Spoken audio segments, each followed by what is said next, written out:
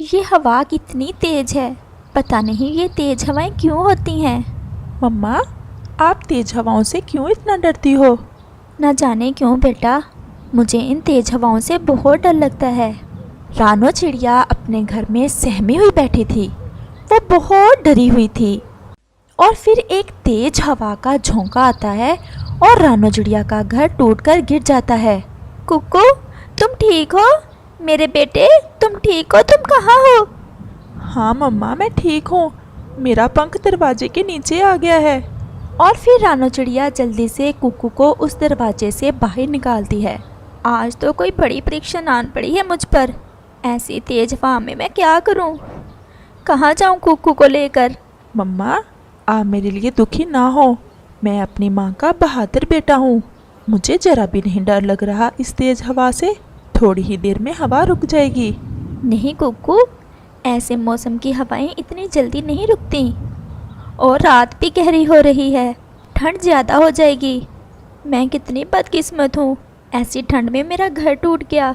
मैं अपने बेटे को सुरक्षित भी नहीं रख सकती ऐसे मौसम में। ऐसे ना कहे मम्मा, इसमें आपका कोई दोष नहीं है।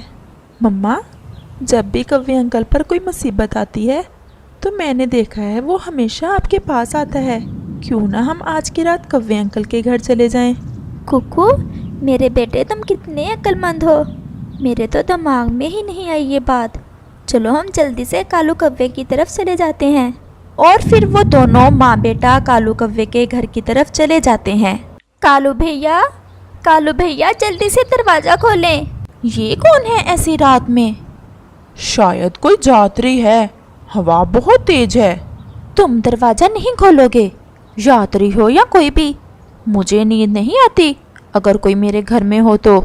मुझे देख तो लेने दो, कौन है? ऐसे ही बोले जा रही हो। कौन है? कालू भैया, जल्दी से दरवाज़ा खोलें। मैं रानो चिड़िया हूँ। मेरा घर तेज हवा में टूट गया है और मेरे कुकू की जान बहुत मुश्किल से बची है। मैं आता हूँ। गोरी, रानो के बहुत एहसान है मुझ पर। इसे कुछ ना कहना, बस कल वो चली जाएगी। आज की रात उसे रख लो अपने घर में। उसका घर टूट गया है। और फिर कालू कौवा गोरी का जवाब सुने बगैर ही दरवाज़ा खोलकर रानो चिड़िया को अंदर ले आता है। कौवे भैया, हवा बहुत तेज है। मुझे बहुत डर लग रहा था और वही हुआ जिसका मुझे डर था। मेरा घर तो पूरे का पूरा ही टूट गया। मैं तो बहुत डर गई थी और समझ नहीं आ रहा था कि क्या करूं। वो तो कुकू ने मुझे बताया कि मम्मा हम कालू अंकल के घर चले जाते हैं। और तुमने उस बच्चे की बात मान ली। जरा गौर करो, इतनी सर्दी है। मैं हूँ, कालू है और मेरा जग्गू। देखो कैसी नींद खराब हो गई है मेरे जग्गू की। गोरी, शर्म करो, चुप कर जाओ। चुप ही हूँ। मैं कौन सा शोर मचा रही हूँ?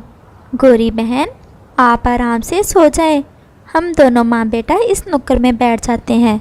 बस रात गुजारनी है, सुबह होते ही हम चले जाएंगे। और फिर गोरी अपना मुंह दूसरी तरफ करके सो जाती है और रानो चिड़िया सारी रात ऐसे ही बैठकर गुजारती। और फिर ऐसे ही सुबह हो जाती है। कालू भैया, तुम्हारा बहुत धन्यवाद। अगर आज रात आप मुझे अपने घर में ना आने देते तो हम कहाँ जाते ऐसी तेज हवा में। रानो, ऐसा करो, तुम अपना घर एक दिन में तो बना नहीं पाओगी। मेरा मतलब है शाम तक तो नहीं बन जाएगा ना तुम्हारा घर। तुम ऐसे करो, आज रात भी इधर ही रह लेना।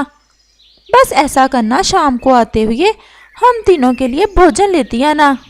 गोरी बात तो ठीक ही कर रही है, मैं ऐसा ही करती हूँ।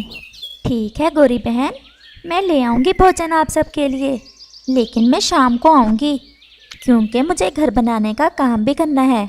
मैं और कालू जा रहे हैं मेरी माँ से मिलने। हम भी शाम को ही लौटेंगे। हमने लंच तो उधर से ही कर लेना है। तुम बस डिनर का बंदोबस्त करके रखना, अगर रात गुजारनी है तो। रानो, तुम गुस्सा ना करना गोरी की बातों का। नहीं नहीं कालू भैया, मुझे पता है गोरी बहन का। कुकू, तुम इधर ही रहना, मुझे ज़्यादा काम करना है। और फिर रानो चिड़िया वहाँ से चली जाती है।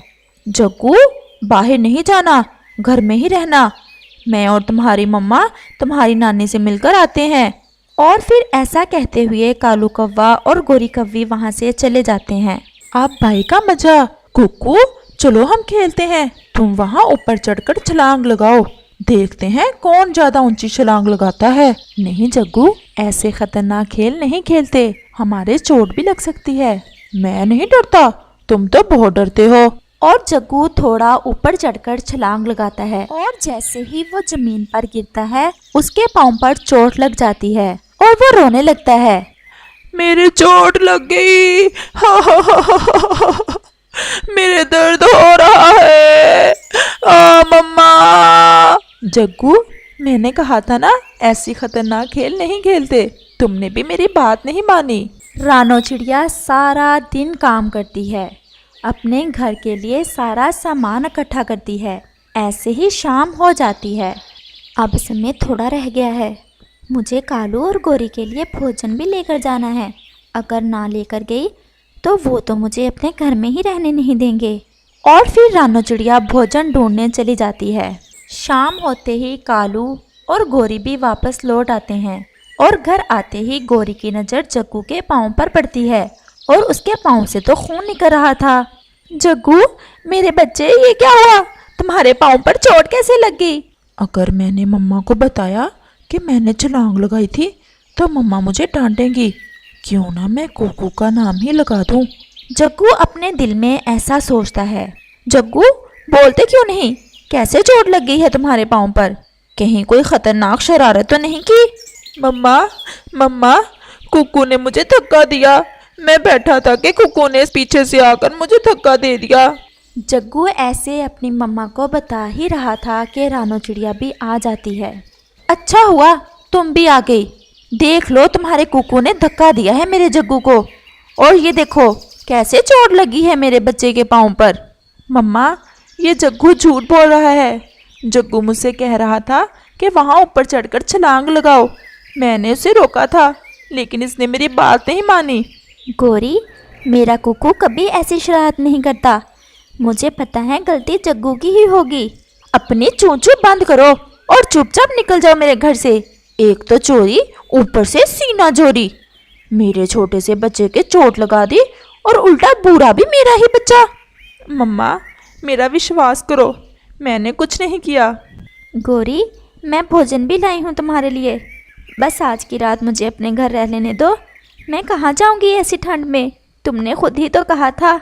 ऐसा अब नहीं होगा, मैंने कहा था, लेकिन कुकू ने जो किया है ना मेरे बेटे के साथ, मैं ये कभी बर्दाश्त नहीं कर सकती। चलो निकलो मेरे घर से।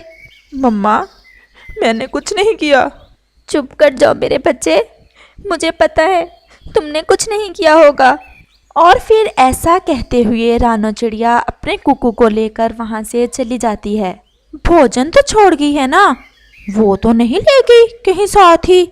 मैंने अपनी जिंदगी में तुम्हारे जैसा पत्थर दिल नहीं देखा। मेरा ज्यादा मुंह ना खलवाना, और वैसे भी मेरा मूड नहीं है तुमसे लड़ाई करने का। चलो जग्गू अब तुम सो जाओ। और जग्गू सो जाता है। रानो चिड़िया उसी जंगल में थोड़ा आगे जाकर एक पेड़ पर बैठ जाती है।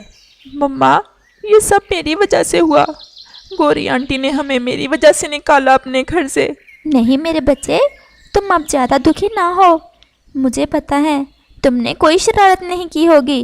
रात गहरी हो जाती है और ठंड भी ज़्यादा हो जाती है, लेकिन वो माँ बेटा हौसला नहीं हारते और वो आपस में बातें करते रहते हैं और एक दूसरे का हौसला बुलंद करते रहते हैं। ऐसे ही वो रात गुजर ही जाती है। जैसे ही सुबह होती है, रानो चिड़िया कुकू को साथ लेकर अपने काम में लग जाती है। वो अपने घर की छत के लिए तिनके लाती है और अपने घर में सोने के लिए नरम नरम घास का बिस्तर बनाने के लिए सूखी घास लाती है। वो बहुत ज़्यादा काम करती है। कुकू बेटा, अब हमारे घर का सारा सामान पूरा हो गया है, अब शाम तक हमारा घर बन जाएगा। हाँ मम्मा, मैं भी आपकी मदद करूँगा। और फिर वो दोनों माँ बेटा सूखे पत्ते लेने चले जाते हैं। जग्गू मुझे सच सच बताओ, तुम्हारे चोट कैसे आई थी? मुझे पता है कुकू कभी भी ऐसी शरारत नहीं करता। पापा मैं डर गया था, मुझे लगा मम्मा मुझे मारेगी। पापा मैंने खुद ही छलांग लगाई थी, वो वहाँ ऊपर से। लेकिन पापा, मम्मा तो फिर और भी ज़्यादा गुस्से हो गई आंटी रानो के साथ, इसलिए पापा मैं चुप हो गया। बेटा, तुमने बहुत बड़ा झूठ बोला। रानो ने कैसे गुजारी होगी रात ऐसी ठंड में। अब तुम चलो मेरे साथ, हम रानो से माफ़ी मांग कर आते हैं। पापा, मैं भी बहुत शर्मिंदा हूँ अपने मन में। और फिर कालू और जग्गू रानो की तरफ चले जाते हैं। थोड़ा ही आगे उन्हें एक नया और सुंदर सा घर दिखाई देता है। जग्गू, यही नया घर बना है, यही होगा रानो का घर। और वो वहाँ चले जाते हैं। रानो भी घर के बाहर ही बैठी हुई थी। रानो, जग्गू कुछ कहना चाहता है तुमसे। लेकिन रानो खामोश रहती है। आंटी, मुझे माफ़ कर दें, मेरी वजह से मम्मा ने आपको रात को घर से निकाल दिया। आंटी, मैंने खुद ही छलांग लगाई थी, मुझे कुक्कू ने धक्का नहीं दिया था, मैं डर गया था मम्मा से। जग्गू बेटा, कैसा भी डर हो, कभी भी झूठ नहीं बोलते, क्योंकि हमें एक झूठ को छुपाने के लिए 100 बार झूठ बोलना पड़ता है। जग्गू मेरे दोस्त, हमने तुम्हें माफ़ किया। और फिर वो सब हंसने लगते हैं और रानो चिड़िया का घर भी बन जाता है।